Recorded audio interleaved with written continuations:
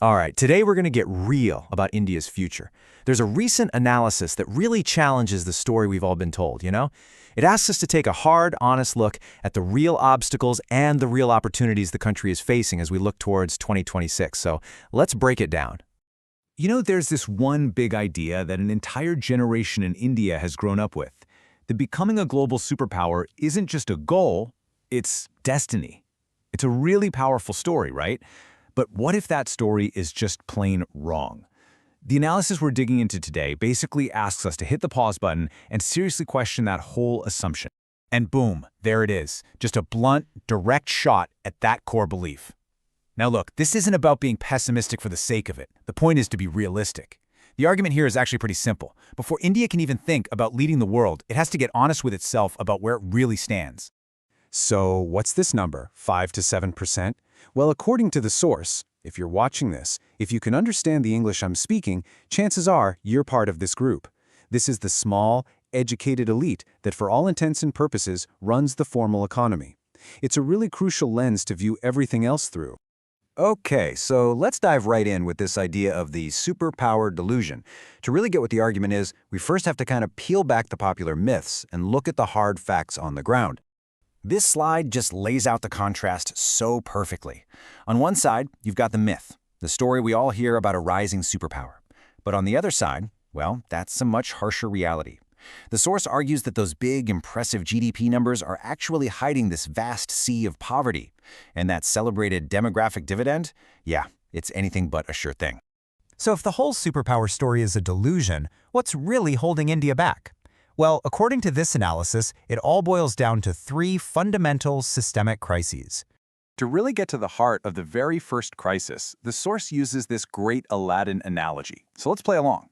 Imagine a genie pops out and grants you just one wish, a single silver bullet, to fix India's path for the next 20 years. What would you pick?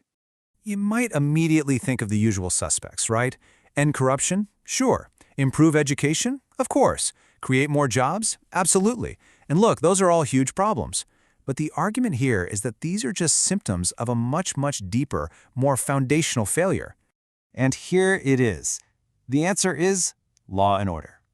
The whole point is that without it, nothing else works. That social contract, that basic trust that the rules apply to everyone and will actually be enforced, it's completely collapsed.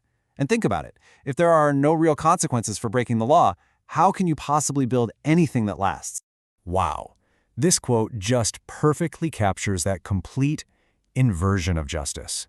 When the victim is more afraid of the system than the criminal is, it's a sign of a catastrophic failure.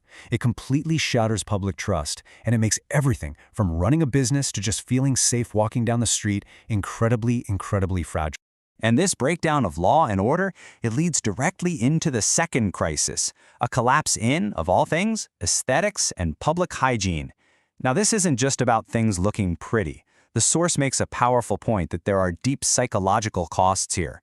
When your everyday environment is dirty, unsafe, and just plain stressful, it hits everything, from public health to national productivity. And that brings us to the third crisis, which is really just a simple, brutal calculation. For the most talented, the most educated, the wealthiest citizens, that top 1%, the incentive is to just leave. All the regulatory nightmares, the lack of safety, the broken systems, it all adds up.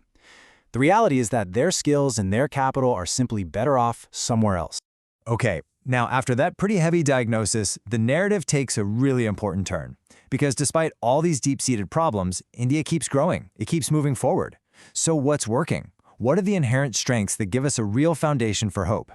The source is super clear on this. The resilience of the Indian people is just extraordinary. There is this deep-seated drive to work hard, to get ahead. You combine that with some relative political stability, a natural entrepreneurial, business-minded spirit, and a huge English-speaking population, and you've got a powerful engine that just keeps chugging along, even when the system itself feels broken. Now this slide. This perfectly captures the double-edged sword of India's youth. It is, without a doubt, the nation's single greatest potential asset. But, and this is a huge but, if this massive young population isn't given the education, the jobs, and the opportunities they're looking for, all that energy can turn into dissatisfaction really fast. And that makes it the nation's most dangerous liability. Okay, so given this really complex picture of deep crises on one hand and powerful strengths on the other, where should India focus its energy? Well, the source proposes three specific, high-impact asymmetric bets. In other words, these are targeted investments where a little bit of effort could lead to massive, game-changing rewards. And these aren't just random sectors pulled out of a hat. The argument is that these three areas, AI, defense tech, and manufacturing, are strategic domains where some focused investment and real political will could create these huge, disproportionate gains for the entire nation. So the first bet is on AI, and it comes with this really tragic irony. India has the people. It has the talent.